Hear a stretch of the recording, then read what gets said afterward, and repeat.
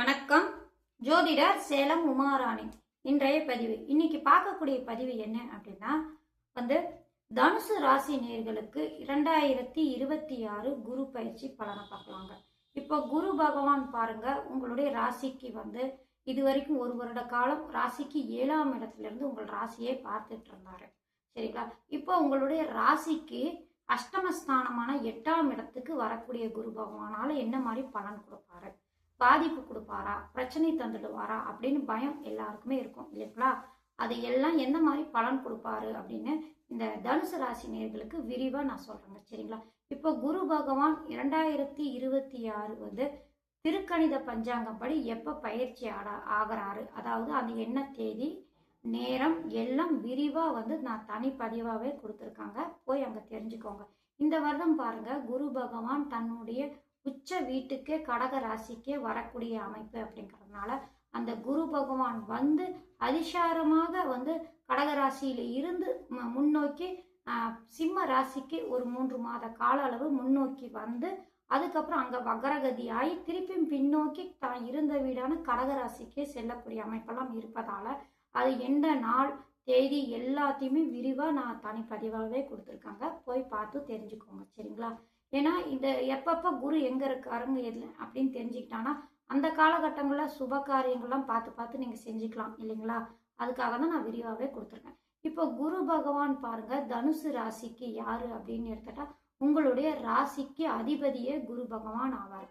இந்த ஒரு வருட காலம் பாருங்க, ராசியை பார்த்துருக்கிறதுனால ஒன்றும் பிரச்சனை இருந்திருக்காது, நல்ல பலன்கள் ஓரளவு நல்ல பலன்கள்லாம் நடந்திருக்கும். இப்போ அஷ்டமஸ்தானத்துக்கு வராரே, அஷ்டம குருவாக வராரே, ஏதாவது பாதிப்பு கொடுக்குமா அப்படின்னா இங்க பாதிப்பு தரக்கூடிய அமைப்பு இல்லைங்க. இப்போ உங்களுடைய ராசிக்கு போய் 8ஆம் இடத்துல மறைந்தாலும் அங்க குரு உச்சம் பெறக்கூடிய அமைப்பு அப்படிங்கிறதுனால மறைந்த குரு நிறைந்த தனலாபம் தரக்கூடிய அமைப்புல தான் உங்களுக்கு இருக்காரு. சரிங்களா? அதாவது 8ஆம் இடத்துல போய் மறைந்தாலும் சரிங்க, அவர் உச்சம் பெறக்கூடிய அமைப்பு தன்னுடைய நட்பு ராசியான சந்திரனுடைய வீட்டுல தான் அவர் இருக்காரு அப்படிங்கிறதுனால இந்த அஷ்டம குருவோட பாதிப்பு அவ்வளவா உங்களுக்கு இருக்காது. சரிங்களா? ஒருவேளை உங்களுடைய ஜனனகால ஜாதகத்துல கொஞ்சம் பாதிக்கப்பட்டு குரு இருந்து திசாபுக்தி கொஞ்சம் பிரச்சனையா இருக்கும் அப்படின்னா அவங்களுக்கு தான் கொஞ்சம் அஷ்டம குருவால பாதிப்பு கொடுக்கக்கூடிய அமைப்பு. மற்றபடி பொறுத்த வரைக்கும் இந்த குரு அஷ்டமத்துக்கு வந்தாலும் யோகமான பலன் தரக்கூடிய அமைப்பு தான் இருக்கு. சரி, இந்த தனுசு ராசி நேர்களுக்கு இந்த குரு பகவான் எந்தெந்த ராசியை பார்க்கிறாரு, உங்களுடைய ராசியிலிருந்து எந்தெந்த பாவத்தை பார்க்கிறாரு, அது என்ன மாதிரி பலன் தரக்கூடிய அமைப்பு அப்படின்னு பார்க்கலாங்க. ஏன்னா குரு பகவான் பொறுத்த வரைக்கும் தான் இருந்த வீட்டை விட தான் பார்க்கக்கூடிய வீட்டை வளர்ப்பாரு, வளர்ச்சி அதிகமா ஏற்படுத்துவாரு. நல்ல பலன்கள் அந்த பாவத்துக்கு உண்டான பலன்களை அவங்களுக்கு ஜாதகருக்கு அந்த கோச்சார ரீதியா தரக்கூடிய அமைப்பு உண்டு. அப்படிங்கறதுனால பெரும்பாலும் பாருங்க, குரு பகவானுடைய பயிற்சி காலம் அப்படின்னு எல்லாருமே முக்கியமா எதிர்பார்க்கறது என்ன, குருவால நன்மை தருமா, குருவால நன்மை தர அமைப்புல இருக்காரா அப்படின்னு நம்ம எதிர்பார்க்கிறோம் இல்லைங்களா? அப்பேற்பட்ட குரு பகவான் உங்களுடைய ராசிக்கு அதிபதி உச்சம் பெறக்கூடிய அமைப்பு என்ன மாதிரி பலன் கொடுப்பாரு அப்படின்னு எடுத்துட்டா உங்களுடைய ராசிக்கு பாருங்க 12ஆம் இடமான விரயஸ்தானத்தை பார்க்கறாரு. இப்போ விரயஸ்தானத்தை தனத்துக்கு காரகரான குரு பகவான் ராசிக்கு அதிபதியான உச்சம் பெற்று விரயஸ்தானத்தை பார்க்கறதுனால விரயம் ஆயிடுமா அப்படின்னா அப்படி கிடையாதுங்க. விரயம் ஆகும், ஆனா எந்த மாதிரி விரயம் ஆகும் அப்படின்னு எடுத்துக்கிட்டாங்கன்னா சுப விரயமா தான் ஆகுங்க.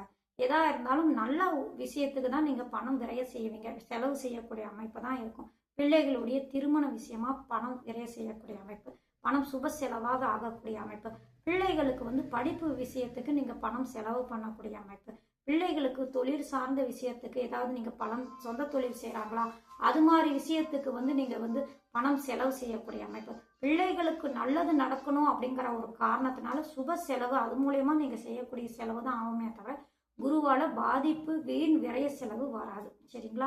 ஏன்னா ராசி அதிபதி உச்சம் பெற்று விரயஸ்தானத்தை பார்க்கறதுனால உங்களுக்கு சுப விரயமா தான் இந்த வருடம் உங்களுக்கு தரக்கூடிய அமைப்பு.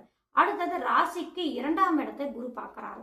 2ஆம் இடம் குடும்பஸ்தானம், வாக்குஸ்தானம் அப்படிங்கிறதுனால தனஸ்தானம், பணம் சேமிக்கக்கூடிய இடமே 2ஆம் இடம் தான். அந்த 2ஆம் இடத்துக்கு காரக வகிக்கக்கூடிய கிரகம் யாரு அப்படின்னா குரு பகவான், உங்களுடைய ராசி அதிபதி. அங்க உச்சம் பெற்று இருக்கக்கூடிய அமைப்பு, உச்சம் பெற்று 8ஆம் இடத்துல மறைந்திருந்தாலும் அவரை மறைந்து உச்சம் பெற்று உங்கள் ராசியை பார்க்கக்கூடிய, ராசிக்கு 2ஆம் இடத்தை பார்க்கக்கூடிய அமைப்பு அப்படிங்கறதுனால பணம் சேமிக்க போன வருடம் கூட இந்த வருடம் கொஞ்சம் கூடுதலாக இருக்கக்கூடிய அமைப்பு உண்டு அப்படின்னு சொல்லப்பட்டிருக்குங்க. அதாவது என்ன அப்படின்னா தனத்துக்கு காரகர் தனஸ்தானத்தையே பார்க்கறதுனால கொஞ்சம் பணம் சேமிக்கக்கூடிய அமைப்பும் உண்டு. ஒரு பக்கம் விரயம் ஆனாலும் விரயத்துக்கு தகுந்த மாதிரி பணம் வந்து சேர்ந்துக்கிட்டே இருக்கும். ஒரு பக்கம் செலவானாலும் செலவுக்கு தகுந்த மாதிரி பணம் வரவு இருந்துகிட்டே இருக்கும். அந்த மாதிரி அமைப்பு உண்டு. இப்ப 8ஆம் இடத்துல இருந்து பார்க்கறதுனால அதுல ஏதாவது பாதிப்பு கொடுக்குமா அப்படின்னா அதுலயும் ஒரு சில பாதிப்பு இருக்கக்கூடிய வாய்ப்பும் உண்டுங்க. ஏன்னா 8ஆம் இடம் மறைவு ஸ்தானம் இல்லைங்களா? அந்த ராசி அதிபதி போய் உச்சம் பெற்றாலும் அந்த மறைவு ஸ்தானத்துக்கு உண்டான பலனும் தரணும் இல்லைங்களா? அது என்ன மாதிரி பலன் தருவாரு அப்படின்னு எடுத்துக்கிட்டானா, நீங்க பாருங்க குடும்ப ஸ்தானத்துல பார்க்கறதுனால அந்த குடும்ப ஸ்தானத்துக்கு வந்து ஏற்கனவே செவ்வாய் பகவான் உச்சம் பெறக்கூடிய அமைப்பு. வாக்கு ஸ்தானத்துல உச்சம் பெறக்கூடிய கிரகம் யாரு அப்படின்னா செவ்வாய் பகவான். செவ்வாய் யாரு? போர்க்குணம் கொண்டவர். எதா இருந்தாலும் சட்டுன்னு கோபப்பட தன்மை இருக்கு இல்லைங்களா? அந்த செவ்வாய் அந்த ஸ்தானத்துல உச்சம் பெறக்கூடிய அமைப்பு அப்படிங்கறதுனால 8ஆம் இடத்துல உங்கள் ராசி அதிபதி இருந்து பார்க்கறதுனால கொஞ்சம் பேச்சில் நிதானம் வேணுங்க. குடும்ப விஷயத்துல குடும்பம் ஒரு கணவன் மனைவி உட்காந்து பேசுறீங்க அப்படின்னா ஒரு குடும்ப விஷயத்துல கொஞ்சம் பேச்சு நிதானமா இருக்கணும். டக்குன்னு எடுத்து பேசிடாதீங்க. நீங்க ஏதாவது வார்த்தை 1 2 விட்டுட்டானா அதுவே பெரிய பிரச்சனையாகி சண்டை சச்சரவு கொஞ்சம் வந்துடுது அப்படிங்கறதுனால நீங்க பேச்சு நிதானமா இருக்கணும். அனுசரிச்சு போகக்கூடிய அமைப்பு. பேச்சால ஒரு பிரச்சனை வரக்கூடிய வாய்ப்பெல்லாம் இருக்கும். இருந்தாலும் குருவின் பார்வை நன்மை தரக்கூடிய அமைப்பு உண்டு. அவரை அஷ்டம ஸ்தானத்துல இருக்கலாம், அது மாதிரி பாதிப்பு வரக்கூடிய வாய்ப்பு உண்டு. ஆனா உங்களுடைய திசா புக்தியும் சேர்த்து தான் இது பலன் தரும் அப்படிங்கறனால அது பொறுத்து தான் பலன் இருக்கும். அது வேலை ஒரு நல்ல அமைப்புல இருந்தானா அந்த பிரச்சனையும் வராது. குடும்ப வளர்ச்சி முன்னேற்றம், இல்லத்து அரசிக்கெல்லாம் நல்ல குடும்பத்துல நல்ல வளர்ச்சி, மதிப்பு, மரியாதை, கணவன் மனைவி ஒற்றுமை இருக்கிறது. இல்லத்து அரசிங்க வந்து அதாவது மனைவி ஏதாவது தொழில் செய்யறாங்க அப்படின்னா அவங்களுக்கு வந்து நல்ல வளர்ச்சி அடையக்கூடிய அமைப்பெல்லாம் இந்த காலகட்டத்தில் இருக்கக்கூடிய அமைப்பு தாங்க. அடுத்தது உங்களுடைய ராசிக்கு 4ஆம் இடத்தை பார்க்கக்கூடிய அமைப்பு. 4ஆம் இடத்துக்கு அந்த அதிபதியே குரு பகவான் ஆவார். சரிங்களா? உங்கள் ராசி அதிபதியே அந்த 4ஆம் இடத்துக்கும் அதிபதி ஆகக்கூடிய அமைப்பு. இப்ப ஏற்கனவே கோச்சாரத்தில் சனி பகவான் வந்து பாருங்க அர்த்தாஷ்டம சனியாக இருந்து உங்களுக்கு பிரச்சனைகள் கொடுத்துருப்பாரு, சங்கடங்கள் கொடுத்துருப்பாரு. அது எந்த மாதிரினா உடல் ஆரோக்கியத்தை சீர் இல்லாம ஏதாவது ஒன்று விட்டு ஒன்று செலவு வந்துக்கிட்டே உடம்பு கேட்டுக்கிட்டே ஆஸ்பத்திரிக்கு ஒன்று மாற்றி ஒன்று நடந்துக்கிட்டே குடும்பத்தில் எல்லாம் இருக்கிறவங்களுக்கெல்லாம் ஒன்று மாற்றி ஏதோ ஒரு பிரச்சனை வந்துக்கிட்டே இருக்குங்க. ஒன்றும் முடியலை. அவன் அது மட்டும் இல்லாமல் அம்மாவுக்கும் உடம்பு சரியில்லை. இந்த மாதிரி பிரச்சனை இருக்கு. கடன் பிரச்சனை இருக்கு. வீடு வந்து கடனா கொண்டு போய் வைக்க வேண்டிய சூழ்நிலை வந்துருச்சு.